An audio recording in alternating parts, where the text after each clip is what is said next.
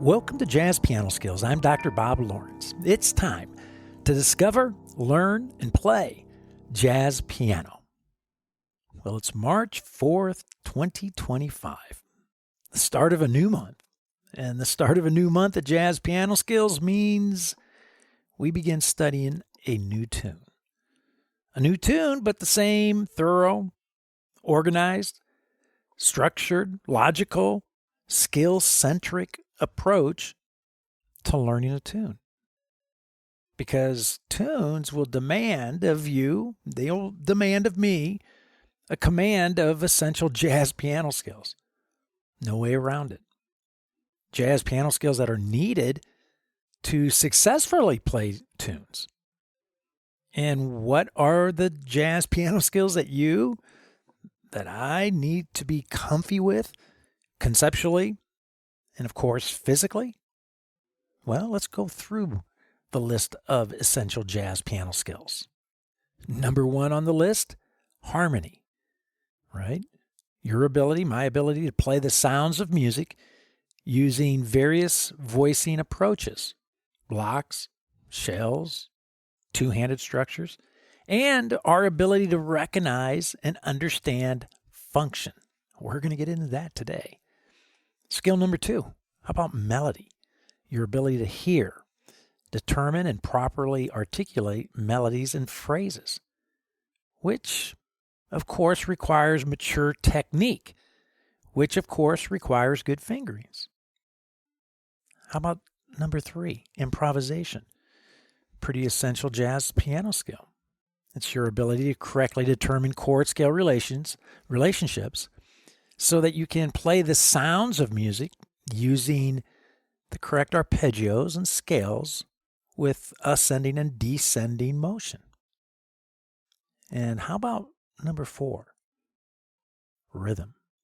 Your ability to play authentic jazz rhythms is a pretty essential jazz piano skill, which of course is dependent upon your command of the most important skill of all time.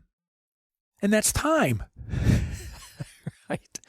So, jazz piano skills include harmony, melody, improvisation, rhythm. Right? Makes no difference what tune you're going to play. And quite honestly, it makes no difference what genre you're going to play. If you're incapable of executing the essential jazz piano skills that I just mentioned, right?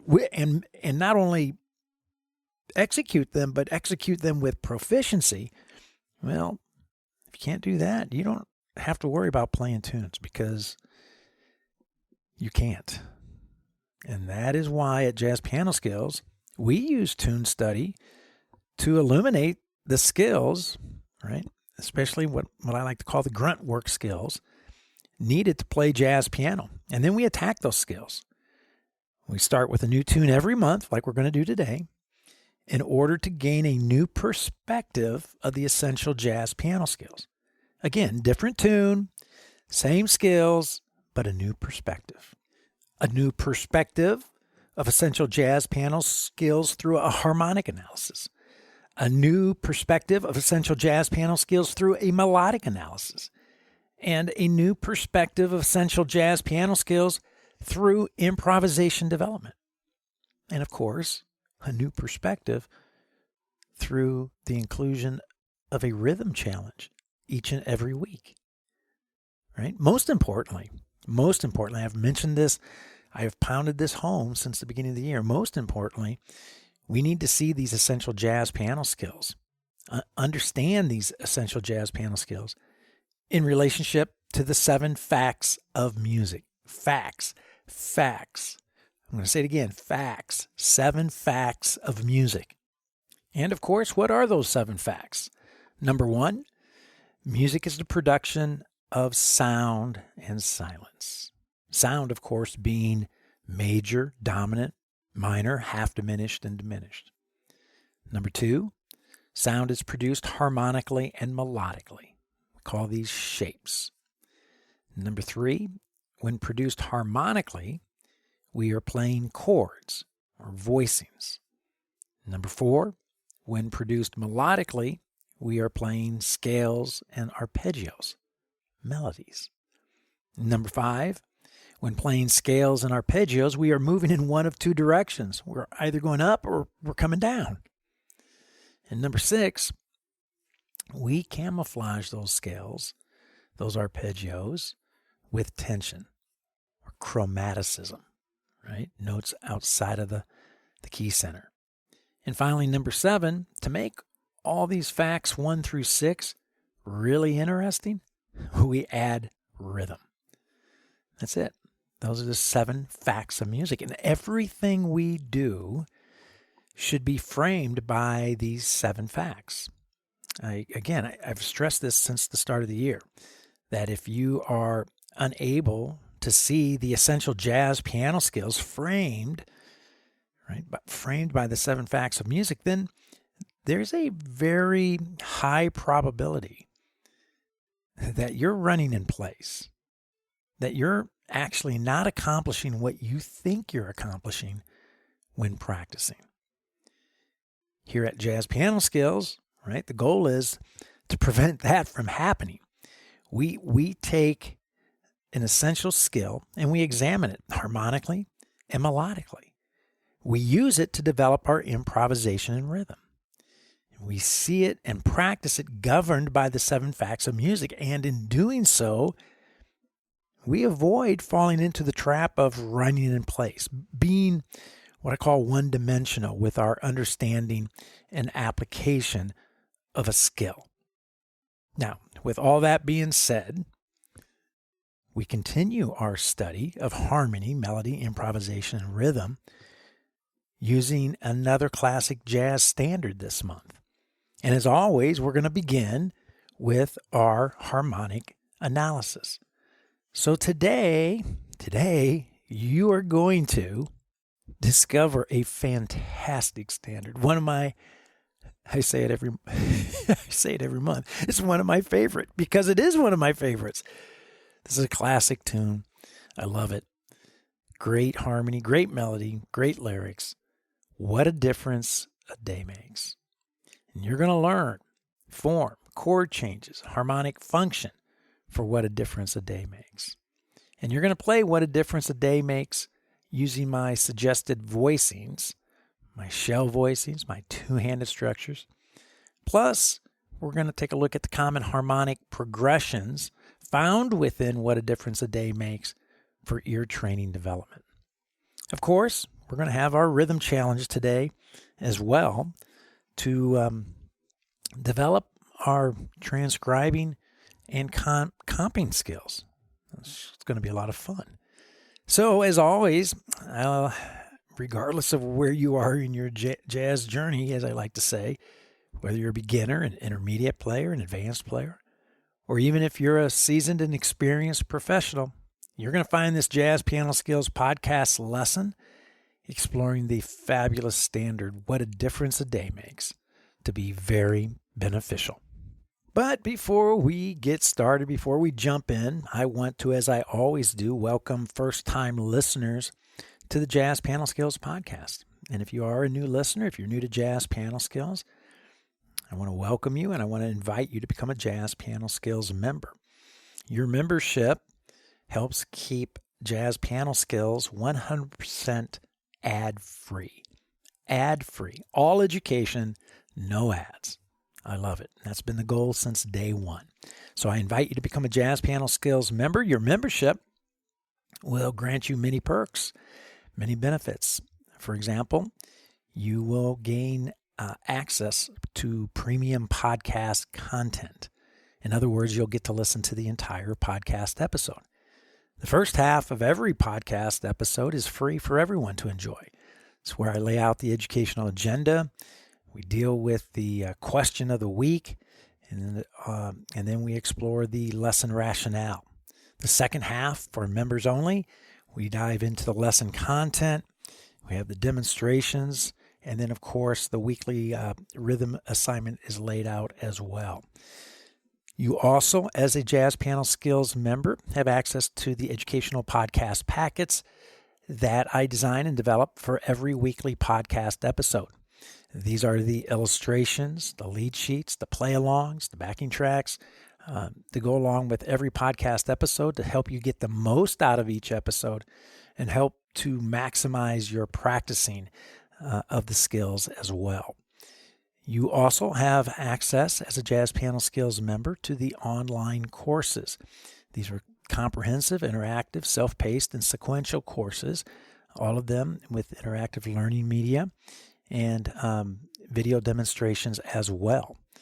Now, the master classes that are held every week as a Jazz Piano Skills member, you have a reserved seat. And those master classes are held every Thursday evening, 8 p.m. Central Time. And if you can't make the class, it's no big deal. Your membership grants you access to the video and audio recordings of these episodes so that you can benefit from the master class. Even if you're not there, you can watch it and rewatch the video as often as you wish. As a Jazz Piano Skills member, you also have access to the online private jazz piano community, which hosts a variety of educational forums, episode-specific forums, general jazz forums, and of course, there's tons of member feedback and assistance available for you as well. And finally, last but certainly not least, as a Jazz Piano Skills member, you have unlimited educational support, right? Private, personal, professional support whenever and as often as you need it. There's always several ways to get in touch with me. There's a SpeakPipe widget that you can use that's on the website. It's a web form. Of course, you can always call my office number here at the Dallas School of Music. Or if you're an old school dude like me, no problem. You can use email. I'll even answer your email. So all of these amazing perks, these privileges, are waiting to help you discover, learn, and play jazz piano. So check them all out at jazzpianoskills.com. And of course, become a member and begin enjoying all the benefits and perks that I've just mentioned. Of course, if you get to the website, you're poking around, and you have some questions, need some help, do not hesitate to reach out to me. I'm happy to spend some time with you, answer any questions you have regarding the Jazz Piano Skills program, and help you in any way that I can. Okay, on to the question of the week. This week's question comes from Robin York, living in Prince George, British Columbia. And Robin writes, I am working on learning traditional shell voicings, but primarily use block chords when playing. I am trying to figure out how to apply alterations to the block chords. What is the best approach to accomplishing this? I can't figure it out. Thanks. Hey, Robin, great question. And the answer is pretty simple. You can't. So stop trying to add alterations to block chords. Not a good effort. Now, let me explain. I say this because block chords, right, root, third, 5, and 7, or the inversions of root, third, 5, and 7, right, they are designed to handle the root, third, 5, and 7 of the sound. That's what they're designed to do.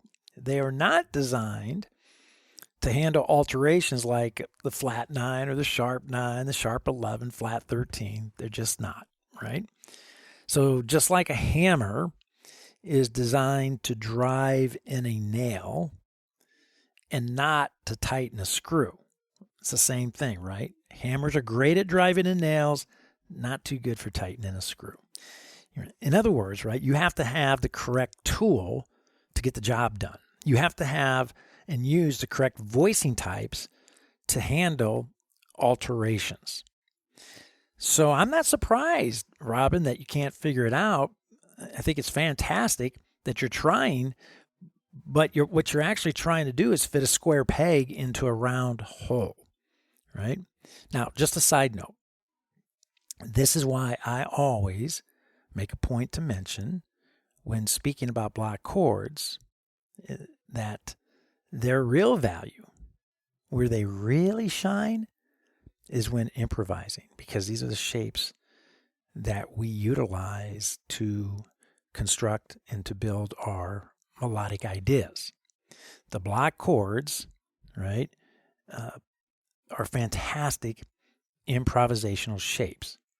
Now, that doesn't mean that you can't use block chords as voicings when playing, because you most certainly can, and I do it all the time.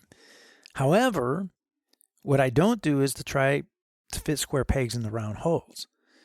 So I don't try to apply alterations to them. For that, I use the traditional shell voicings that you mentioned that you're working on, right? Which is awesome. The 3-7-9, the 7-3-5 structures, those shells.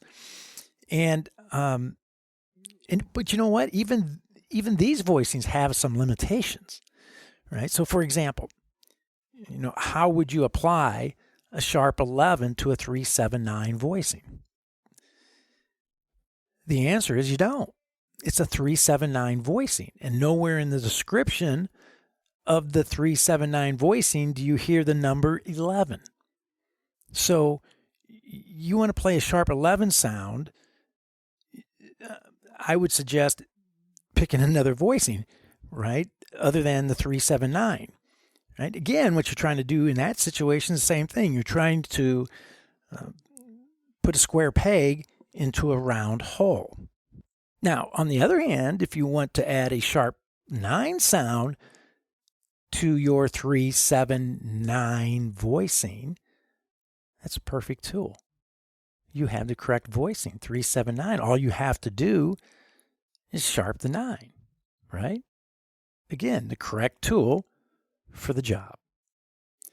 Let's look at another example. Let's say I want to play a fully altered dominant shell voicing in my left hand when I'm improvising or playing the melody of a tune in my right hand.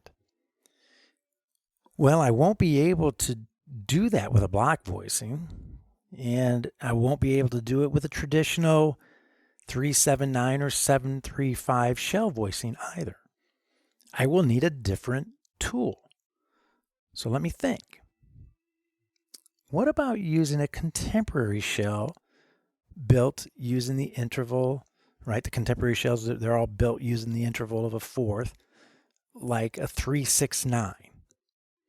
Now, if I slide this voicing down a half step, 3-6-9, slide it down a half step to flat 3, flat 6, flat 9, then I have a fully altered shape to handle a fully altered dominant sound. Right? So the flat 3 actually functions as a sharp 9. The flat 6 functions as the sharp 5. And we have the flat 9 on top. Wow, pretty cool. Right? Why does this work? Because we had the correct tool to do the job correctly.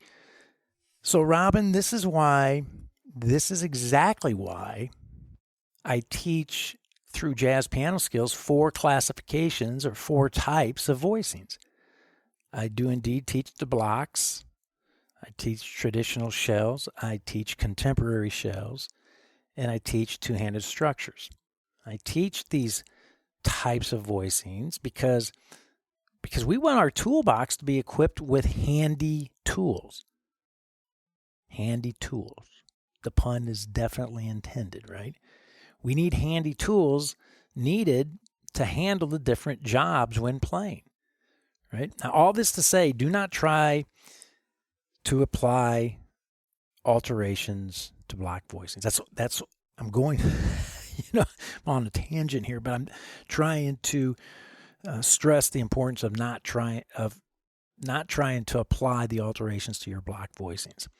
It will be like playing the game of Twister with your hand. And even if you are successful in twisting your hand into some kind of uncomfortable shape to include the desired alterations that you're looking for, you still have to deal with the sound.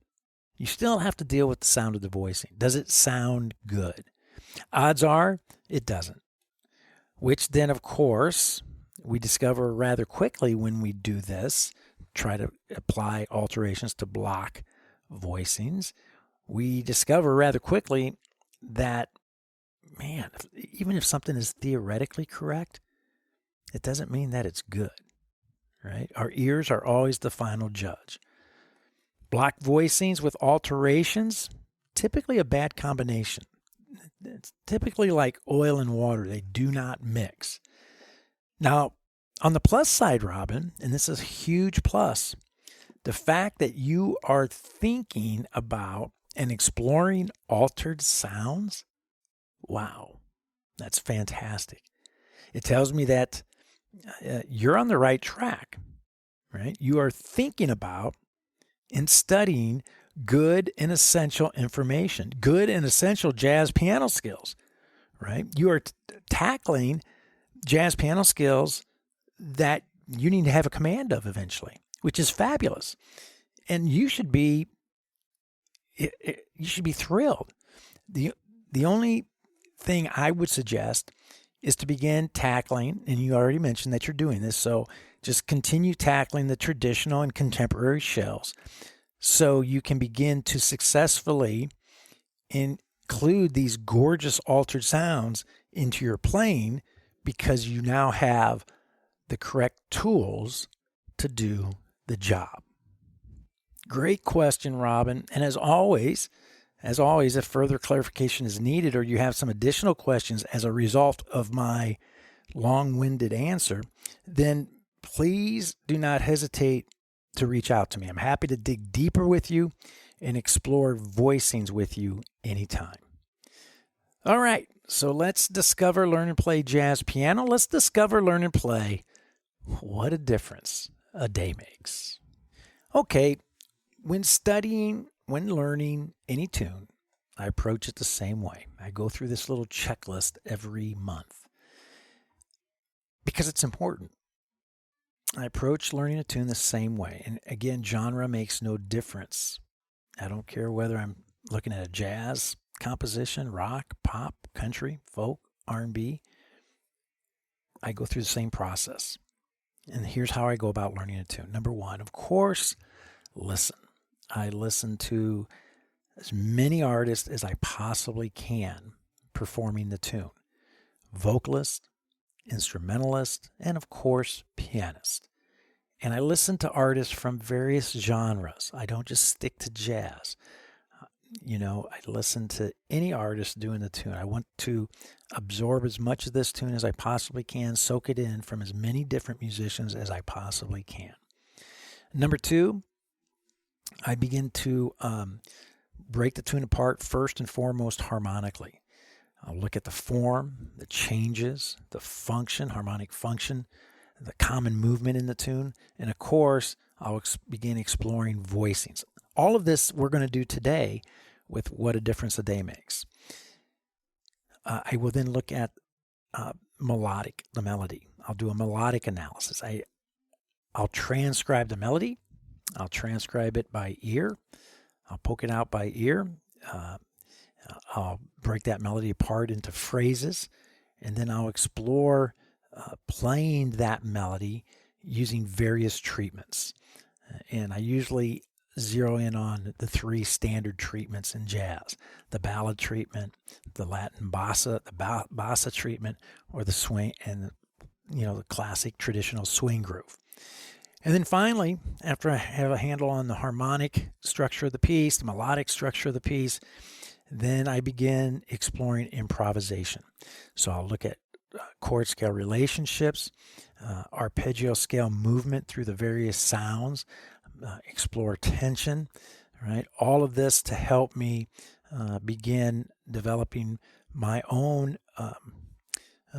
orchestration, my own treatment of the tune. Okay, so it's a pretty thorough, it's a pretty complete approach: listening, harmony, melody, improvisation. Exactly the roadmap that we follow every month when we tackle a new piece of music. So this week, of course, is our harmonic analysis of What a Difference a Day Makes. And we will be listening. We will be checking out the form. We will be learning the chord changes and the harmonic function of those chord changes. And we'll take a look at the voicings that I suggest using. The shell voicings for the left hand, and of course, the two-handed structures as well. Next week, we'll tackle melody. We'll do a melodic analysis. And of course, in 2 weeks, we will explore some improvisation approaches as well. So, the educational agenda for today is as follows. Number 1, we are going to listen to definitive recordings of What a Difference a Day Makes. And number 2, we will discuss the form of What a Difference a Day Makes. Number 3, we will discover, learn, and play the chord changes for this great standard. And number 4, we will discover and learn and play the harmonic function of the chord changes found within What a Difference a Day Makes. And number 5, we will discover, learn, and play my suggested voicings for What a Difference a Day Makes. We'll take a look at the left-hand shell voicings as well as two-handed structures. Now, if you are a Jazz Piano Skills member, I want you to hit the pause button right now. Take just a few minutes to access and download and, of course, print your podcast packets, the illustrations, your lead sheets, the play-alongs, and again, your membership grants you access to these educational materials and, of course, all of the premium content for this podcast as well, which, of course, includes the podcast packets. And I mentioned every week that you should have these materials, the podcast packets, in your hands when listening to the episode to get the most out of it. And, of course, you want this material sitting on your piano when practicing throughout the month of March as we tackle this tune as well. So, now that you have your podcast packets, I want you to grab, as always, your lead sheets, right? Because this is where we begin. And you should find, in your packet, 7 lead sheets. Let's walk through them to make sure we have everything in order. Number 1, lead sheet 1 diagrams the form of What a Difference a Day Makes. Now, if you look at lead sheet 2, I identify the unique chords found within this standard, the unique chords, and we will deal with them individually here in a little bit. Number 3, lead sheet 3, gives you a cleaned lead sheet, the chord changes for this standard. And lead sheet 4, if you take a look at that, it takes chord changes and turns the chord changes into harmonic function. And we're going to study that here shortly as well. Lead sheet 5 highlights the common progressions that we will use for ear training development. And then lead sheet 6 and lead sheet 7 are the voicings. Lead sheet 6 are the left-hand shell voicings that I use when playing What a Difference a Day Makes. And then lead sheet 7 are the two-handed voicings that I use when playing this tune as well. So we got a lot to get through. We got these lead sheets to get through. I want to talk about the illustrations and the play-alongs, the backing tracks as well. And then, of course, we have our rhythm challenge to discuss too. So we have a ton to do today, so we need to get busy. Now, typically at this time, I would play a definitive recording of our tune, of What a Difference a Day Makes.